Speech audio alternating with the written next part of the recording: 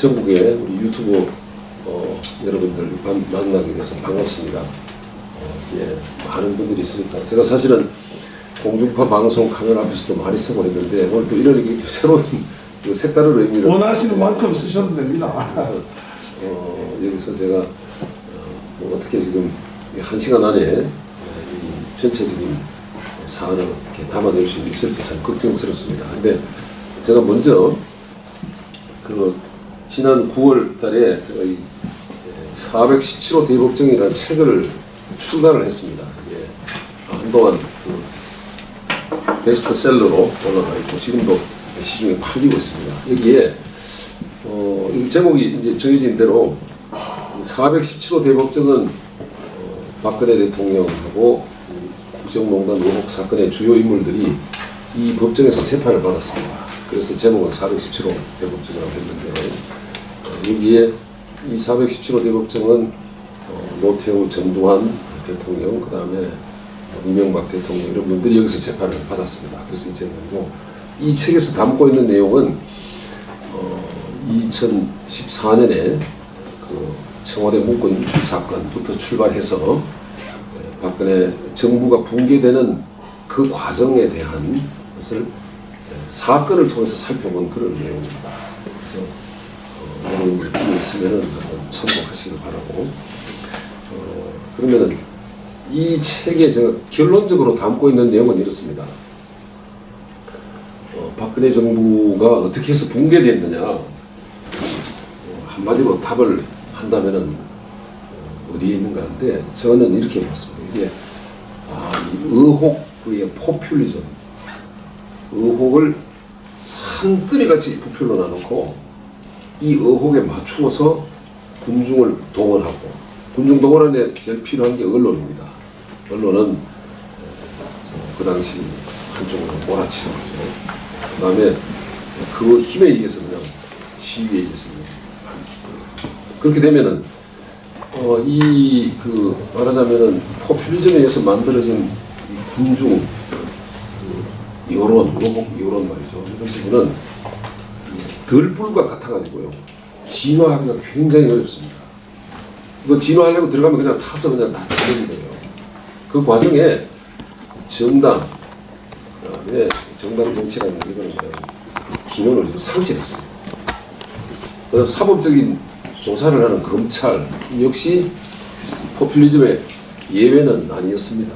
아니어서 군중들이 원하는 방향에 맞추어서 수사하는 그런 경향을 봐온 거죠. 예를 들어서 요번에 저희들이 뭐 잘 알다시피 조국 사건 때도 보지 않습니까? 그 여론의 동향에 사법기관이 사실은 바깥의 군중 시위를 벗어나서 냉철하게 조사하고 판단해야 한다는데 오히려 그 반대 현상이 일어났습니다. 그리고 재판도 그 연장선에서 바깥의 재판 외 환경 그 분위기에 이렇게 흔들리는 모습을 보여줍니다. 예를 들어서 이재용 삼성 마지막에 영장이 처음에는 기각이 됐나요? 기각이 됐는데 기각되니까 난리가 났습니다. 서초동에 난리가 나고 뭐 기각한 판사는 말하자면은 사법의 역적, 촛불 혁명에 이거는 뭐 반동 이런 식으로 매도됐습니다. 그러면은 그 다음에 이재용에 대해서 구속영장 청구를 하게 되면 그 영장 담당 판사는 어떻게 되겠습니까? 발부 안 할 방법이 없었어요. 그런 것이 당시 저희들이 우리가 경험한 바입니다. 그래가지고 이제 이렇게 왔는데 어제가 이제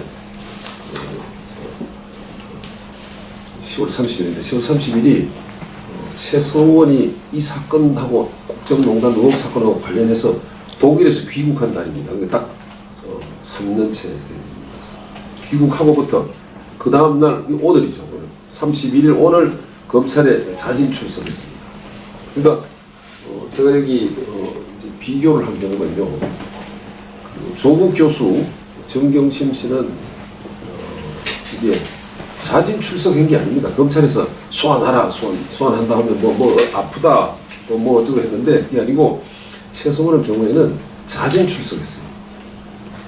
그거는 그 이전에 우리가 자진해서 출석하기 이전에 검찰로부터 서면 그러니까 소환장 받은 적도 없고 전화 연락을 받은 적도 없고 오라고 말이죠. 일체 없었습니다. 없고 다만 변호인인 제가 그러면은 언제쯤 입국한다. 그래서 출석하겠다. 날짜 조정해가지고 자진해서 출석했습니다.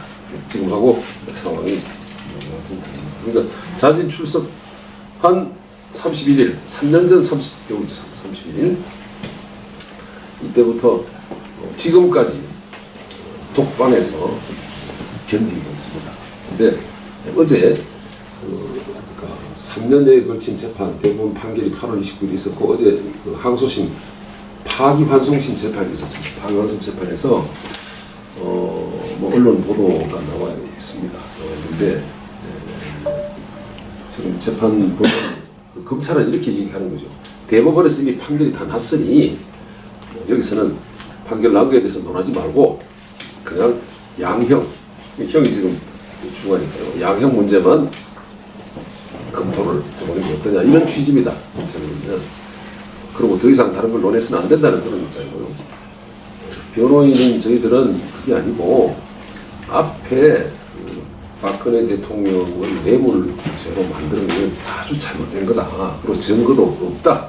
그러니 무고하다라는 증거를 우리가 제시하겠다. 새로운 증거를 제시할 테니까 그 사람을 조사하게 해달라. 이렇게 이제 신청했습니다. 그리고 그 두 가지 핵심적인 게요. 하나는 박상진 전 대한성모협회 회장, 협회장 등 핵심적인 사람입니다. 성모 관련해서 삼성 측 사람이고 다른 하나는 JTBC 사장인 손석희를 증인으로 채택해달라 이렇게 신청을 했습니다.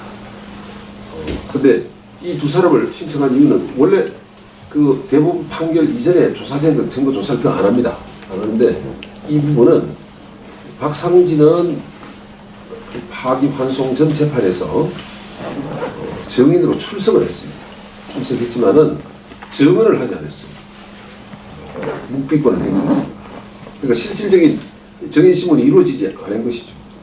그리고 손석희 사장에 대해서는 증인 채택 되지 않았습니다. 소환이 안 됐습니다.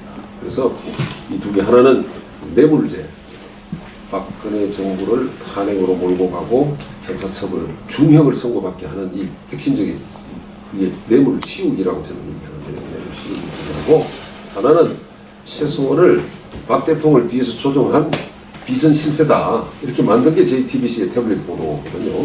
이 양자에 대해서 지금 파기환송심에서 전면적으로 다투어 보려고 정부 신청을 했습니다. 현재 진행 중인데 판사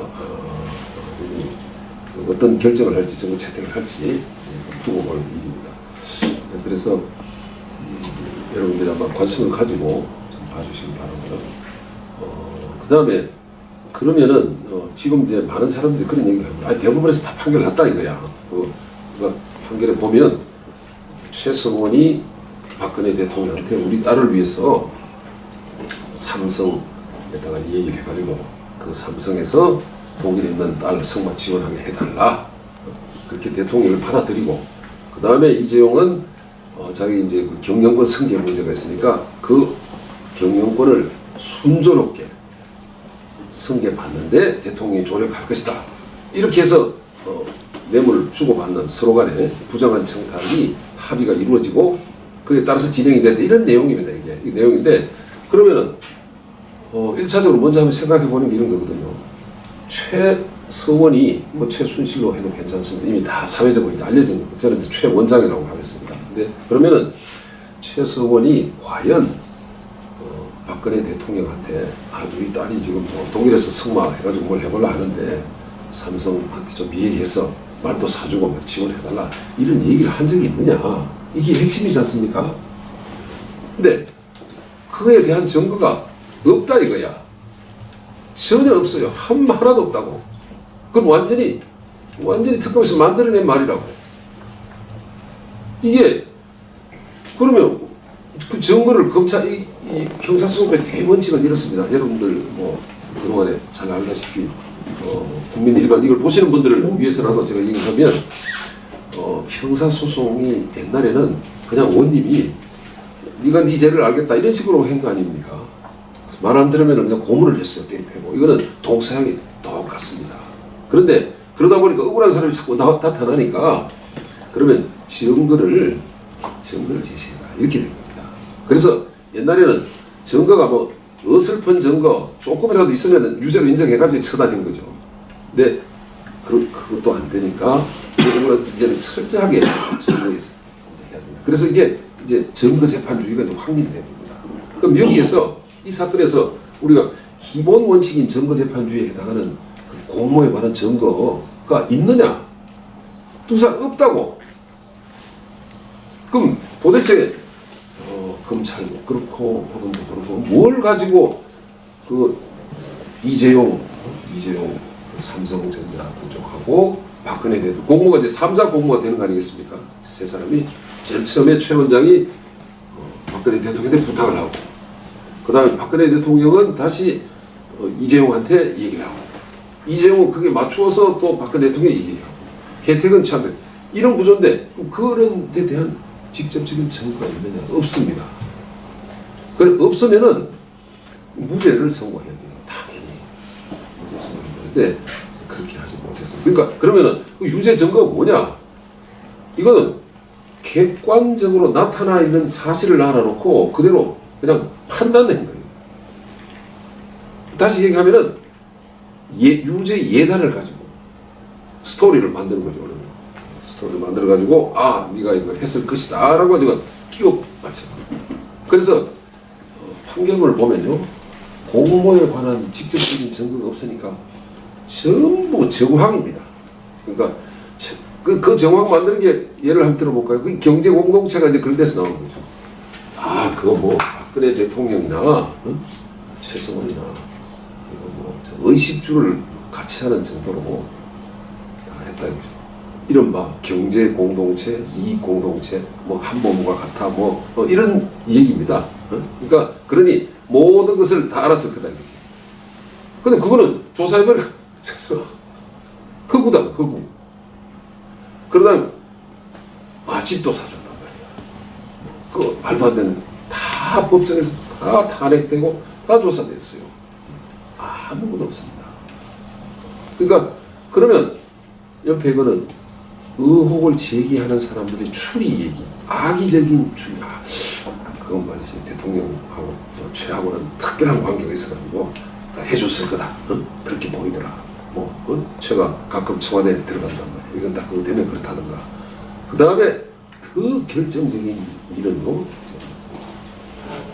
삼성첩 이 문제입니다. 삼성에 그때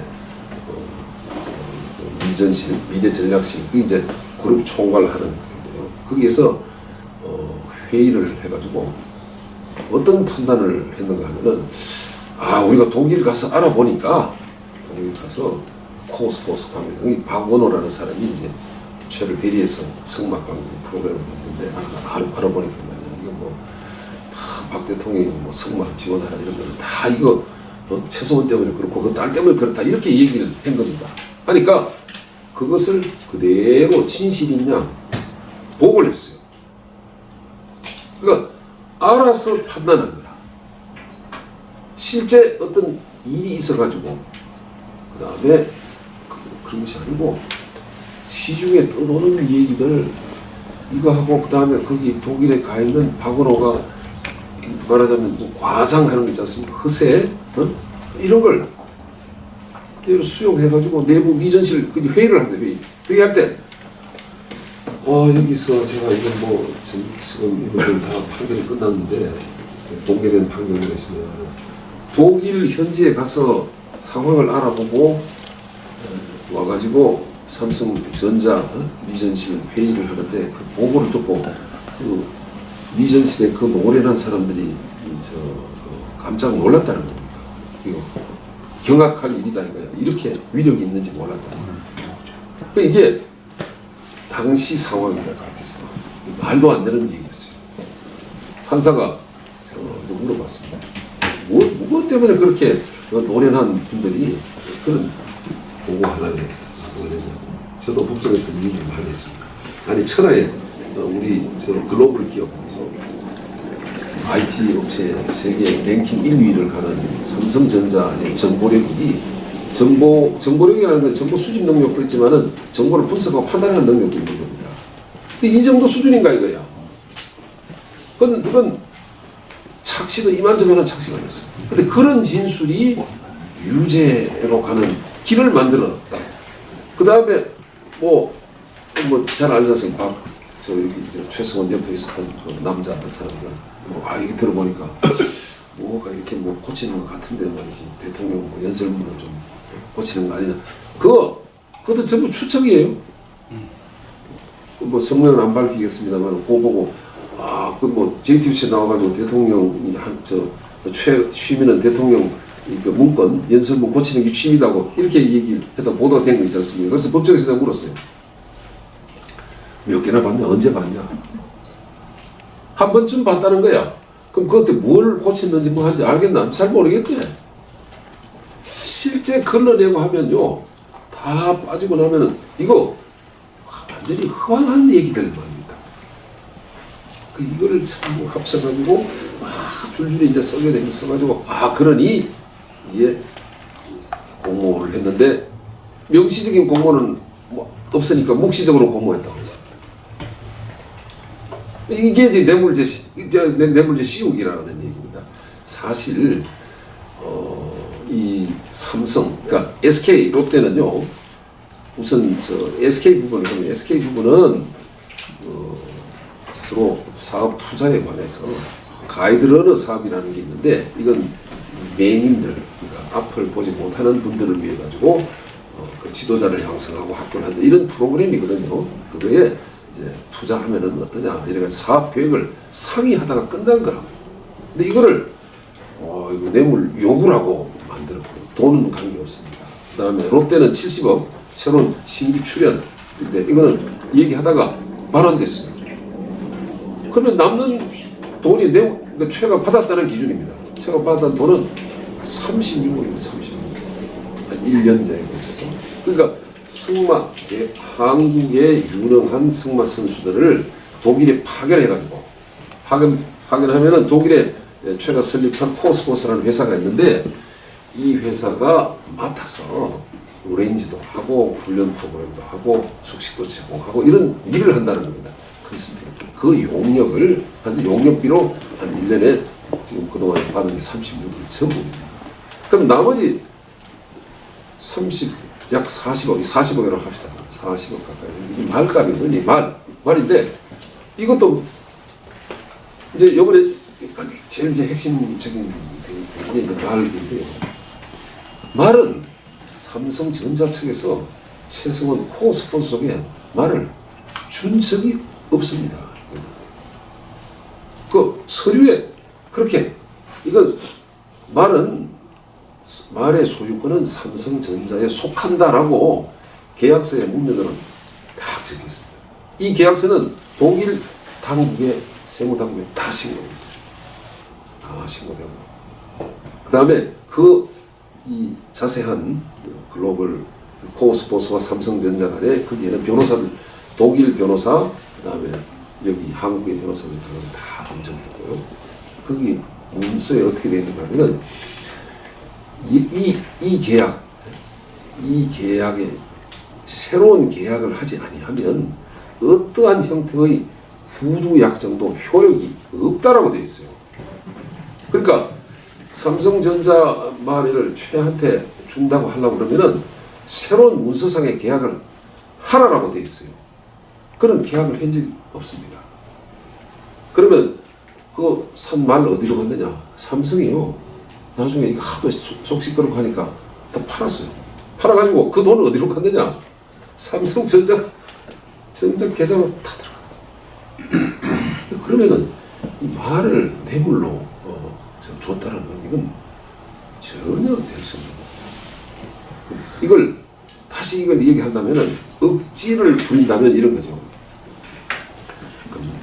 이제 지금 대통령한테 뇌물 받았다는 얘기는 최승원한테 말을 줬다 인정하고 만약 이걸 조화롭게 해석하려면 이런 거 주고 그 다음에 아이씨 뭐 별로 도움도 안 되고 하니까 돌려달라니까 돌려받았다 이렇게는 돼야 돼요. 그러면은 추징에서 말에 해당하는 금액은 빠지는 겁니다. 왜냐하면 가져갔으니까. 추징은 범죄로 인한 수익이 있는 데서 그걸 가져가는 거거든요, 국가가. 근데 이거는 아니 줬다가 그 다음에 아이 뭐저 최 원장님 뭐 우리한테 도움 준 것도 하나도 없지 않느냐. 뭐 대통령이 실제로 삼성 이재용 회장이 경영권 승계하는데 뭐 도움 준 게 있습니까? 아, 없거든. 전혀 없다고. 아무것도 없으니 그 말값이 약 37억, 약 40억 가까이 됩니다. 적지 않은 돈이죠. 말세 피는데 이거 되돌려 받았다고 가져갔다 이거야. 그럼 그렇게라도 해야지 적어도 실상에 근접한다는 거죠. 근데 그걸 깡그리 아니 이쪽에서 쟤는 아무것도 말을 좀 탄 거. 그래서 이게 제가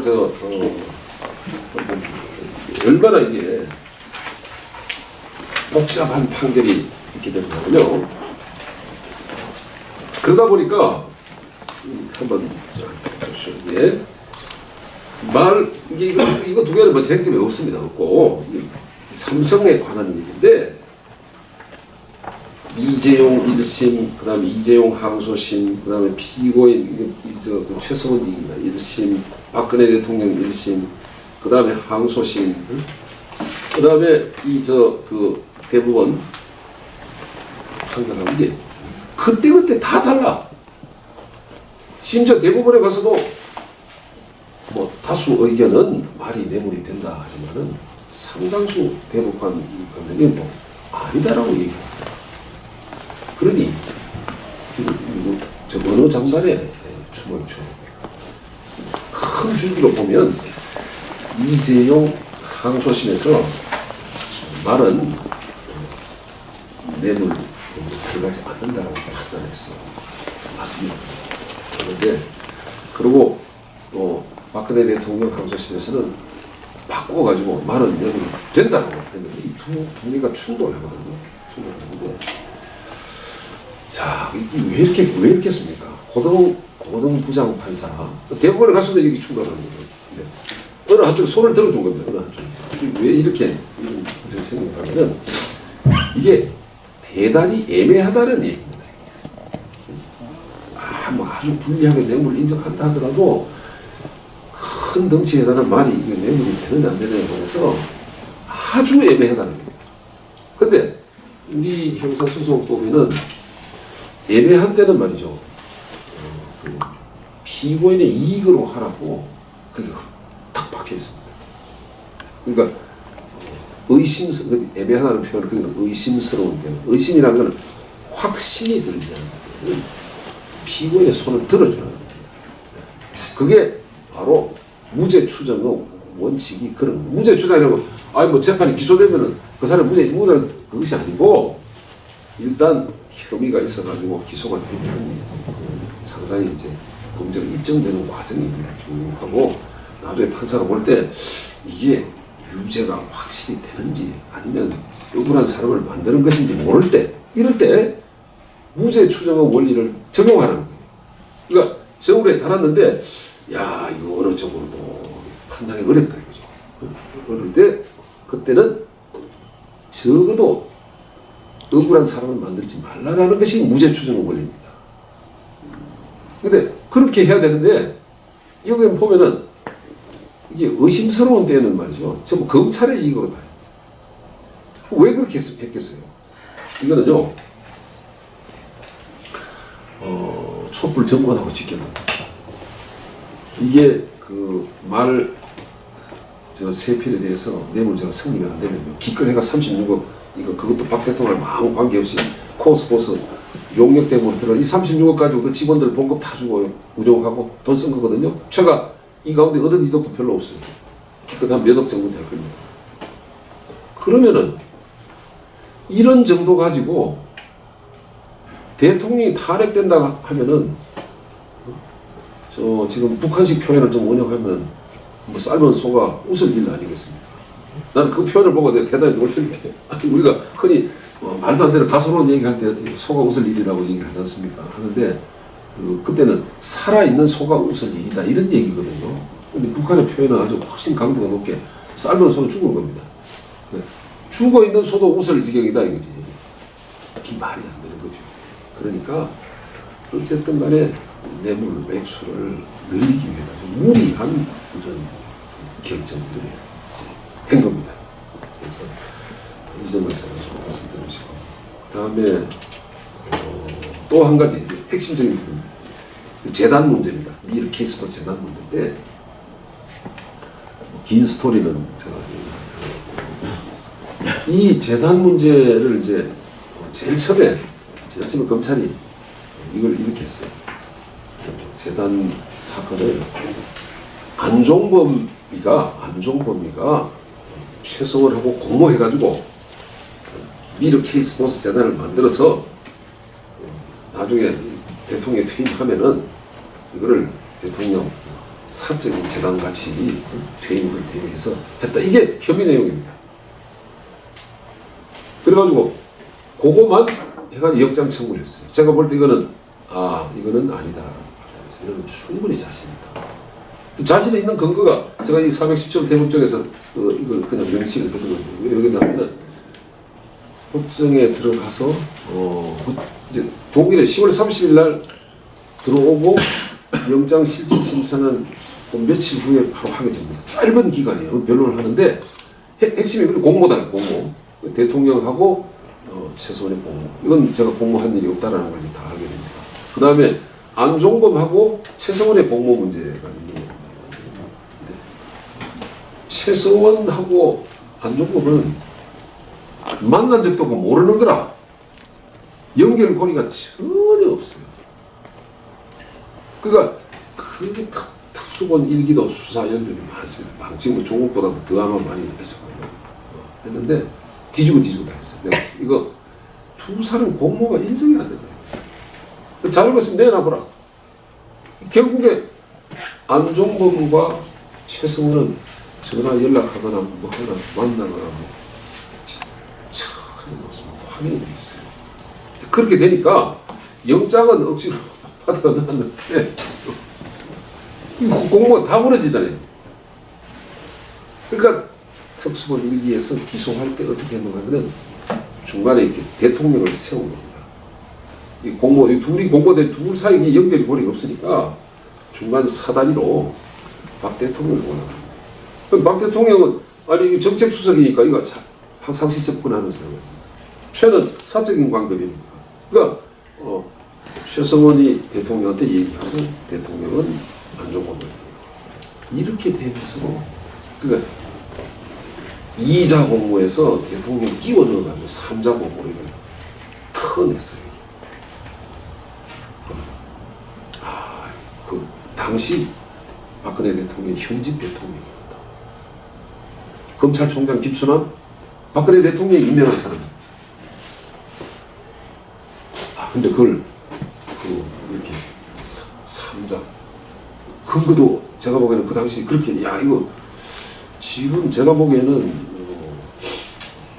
윤석열 검찰총장이 하는 것보다는 훨씬 강력하지 않습니까? 현직 대통령을 겨냥해서 바로 공모한 것으로 따닥하는데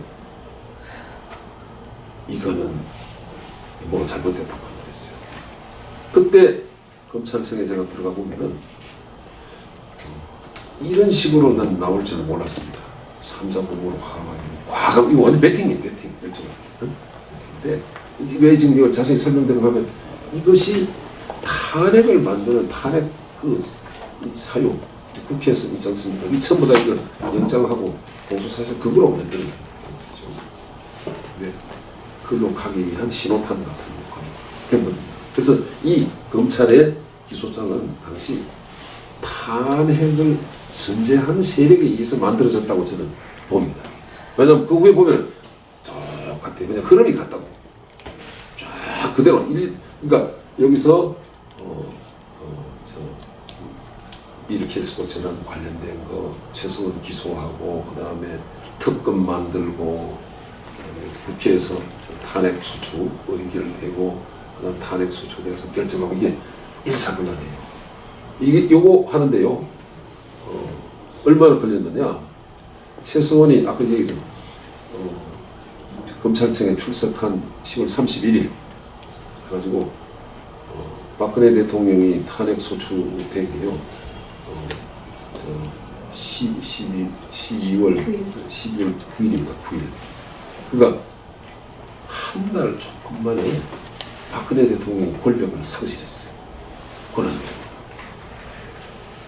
아니 이게 지금 조사청 초입인데 이게 가능한 일이 아닙니다. 이게. 그럼 이게 아니 어떻게 해가지고 이런 일이 발생할 수 있는가? 이건 그러니까 한번 우리가 전혀 예측하지 못한 이런 일들이 튀어나오면 이거를 이게 기적인가? 아니면 누가 우연히 장난? 근데 아니거든요. 분명히 일을 추진하는 큰 세력들이 물 밑에서 움직이고 있었다고 봐야 되는 거라고. 대통령 권력을 한 달 만에, 한 달 조금 만에 최가 들어오자마자 한 달 만에 최를 묶어놓은 상태에서 한 달 만에 국회에서 탄핵 딱 소추 결의해가지고 직무대행으로 권력을 상실하게 하고 주도권을 이제 국회가 지는 거 아니겠습니까? 그러면 이거는 틈 밑에서 움직이는 게 있다 이거죠. 그래서 제가 이 사건을 성격 규정을 할 때 이렇게 얘기했습니다. 법정에서 제가 늘 얘기했죠. 이거 이 촛불 책에서는 촛불로 촛불을 폄훼하거나 이럴 생각은 전혀 없습니다. 네, 촛불 책에서는 국정농단 사건이라고 얘기를 하는데 이건 제가 법정에서 얘기하는 거예요. 녹음이 다 돼 있어요. 내가 과정을 지켜보니까 이것은 기획된 국정농단 사건입니다. 그 기획자가 있다. 다 여기 음량으로 연결되어 있어요. 그러니까 그렇게 아니면은 해석이 안 돼요. 그렇고 그 다음 이제 재단으로 다시 한번 돌아가겠습니다. 재단이지. 그러면은 그러니까 대통령을 탄핵한 핵심적인 게 기업들로부터 돈 내라, 직권 남용했다. 아니 뭐 저 문체부의 국장 한 사람 뭐 이렇게 인사 조치한 그거 가지고 탄핵되겠습니까? 안 되는 거죠. 되고 아니 누구 저 선수들 말이야 승마 선수들 지원하게 뭐 삼성이든 뭐든 좀 지원해. 그게 무슨 탄핵이 되겠어요? 죄가 된다. 탄핵은 안 되는 거죠. 그러면 이쪽에서 할 때 이 재단 그러니까 미르 킹스포츠 재단 설립에 이거를 폭력적인 방법으로 설립을 했다라고 기소장을 바꿨습니다. 영장할 때는 직권 남용만 했어요. 대통령하고 안종범이가 권한을 남용해가지고 막 기업들로부터 돈 내라. 그래가 재단 만들었다. 이래 했거든요. 했는데 그거 가지고는 이게 유무죄가 나중에 문제가 될 것 같으니까 이게 직권 남용이 될지 안 될지 모르고 직권 남용에서 어려운 겁니다. 보통 직권 남용의 징계 사유 정도로 떨어져 나가고 제가 검사 생활 한 20몇 년, 27년인데 직권 남용으로 기소된 적이 거의 없습니다. 어느 검사도 마찬가지예요. 지금과 같이 직권 남용 이거는 정치적인 반대자에 대한 탄압 도구로 활용됩니다.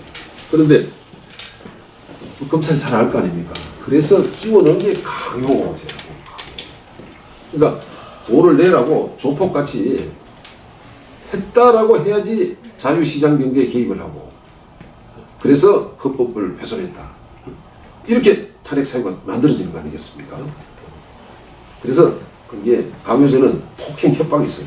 근데 뭐 박 대통령이나 안종범 씨도 제가 보니까 뭐 힘쓸 사람은 아니더라고. 떼어가지고 있는데 힘은 별로 없는 것 같고 박근혜 대통령이 무슨 뭐 폭행할 리가 있습니까? 저도 그렇고 그러니까 협박했다는 게 협박. 그 협박을 어떻게 한 거냐? 법정에서 비협박했다고 이걸 입증하기 위해서 어떤 일을 했느냐 이거죠. 온 대한민국의 중요 재벌 총수들 다 검찰서에 불렀습니다.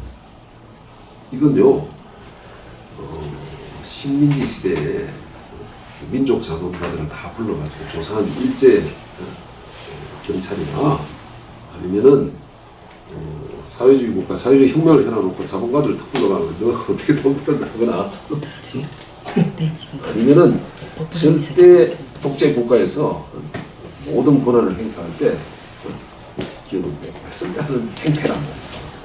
그걸 우리가 여기 우리 시대가 용인해 줬다. 박수를 쳤어. 그거에 대해서 저는 그때 이걸 텔레비로 보면서 말하자면 우리 시대에 그러니까 대리만족, 화풀이 같은 면이 있었습니다. 그 정몽구 회장이 건강이 안 좋습니다. 당시에. 당시에 안 좋은데 그 밤도 불려 나왔잖아요. 불려 나와서 말을 잘 못해. 그러니까 옆에서 변호사가 대리 진술을 하고. 그 부를 이유가 없잖아요. 밑에 뭐 한 사람 하면 되는데 아무. 그래도 카메라 앞에 세웠어. 지금 그런 일을 한 사람들이 지금 와가지고는 뭐 정경심이 오는데 무슨 뭐 공개 소환을 하는데 공개 소환이라는 자체는 원래 없습니다. 원래 없고 옛날부터 없어요. 없고 소환은 그냥 개별적으로 소환하는 겁니다. 소환하는데 그거는 기자들이 알아가지고 취재했을 뿐이라고. 제가 보기에는 정경심 문제 이거를 말이죠. 이거는 우리 인권 보호를 위해서 말이야. 공개 소환 안 하겠다. 이거는 완전히 속이더라고. 아니 당당히 소환을 해서 그러면은 취재는 기자들의 몫이라고 취재권이 언론의 권한이 있는 겁니다. 그걸 방해해서는 안 되는 거죠.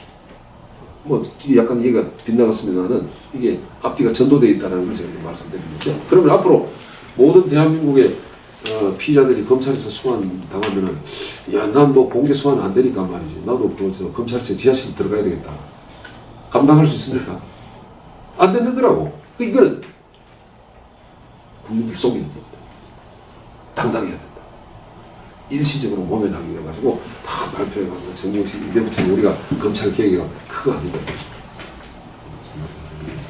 그래서 그때 저희들이 많은 사람들이 고용을 했습니다. 그 과정에서 제가 이 책에 이런 일들이 다시는 일어나서는 안 된다 해가지고 그때 그러면 재벌 총수들이 검찰에 와서 어떤 조사를 받았느냐 문답 그거 잘 듣기 있습니다. 이 책에 나오는 수록했는데 여기 보면은 그러면은 질문 핵심 내용은 사실 물어볼 거는 별게 없어요. 있을 수 없는 게 박근혜 대통령하고 단독 독대하면서 말이지 돈 내라고 협박한 일 있냐 이거 물어보는 거거든요. 그거 물어보는데 뭐 몇 시간 하면 몇 시간이 뭐에 필요하겠어요. 그런데 뭐 재벌의 편성, 경영 방침, 뭐 지분 소유, 뭐 현안 완전히 감사하듯이 다 했어요. 그리고 뺀 뒤에 가가지고는 이거 대통령 권한이 뭐 막강하니까 정부에서 하자 하면은 그거 안 하면은 말이야 세무조사 당하고 인허가 받기도 힘들고 그런 거 아니냐 이렇게 질문을 하고 있습니다. 여기 그러니까 재벌 총수들 가운데 어떤 분들은 아니 뭐 정부가 방해하면 어려운 건 사실 아닙니까? 뭐 그런 면도 있습니다. 이런 정도의 얘기예요. 그런데 제가 이 가운데 하나 놀라운 거는요. 몇몇 그러니까 롯데, LG 이런 분들은 딱 잘라서 그런 일 없다고 하다고 얘기하는데 아니 우리 저기 보면 롯데 LG 부회장님 같은 분은 아니 우리 LG는 뭐 정권에 무슨 뭐 줄대가지고 뭐 하고 그런 사업 생각을 아예 안 한다. 안 하고 박 대통령이 하자는 뜻이 좋아가지고 동참했는 뿐이다. 딱 잡았어요. 그 다음에 롯데 신동빈 회장도 아니 뭐 대통령한테 뭐 부탁할 일 없다 이거야. 우리는 우리 일을 하는 거야. 그런데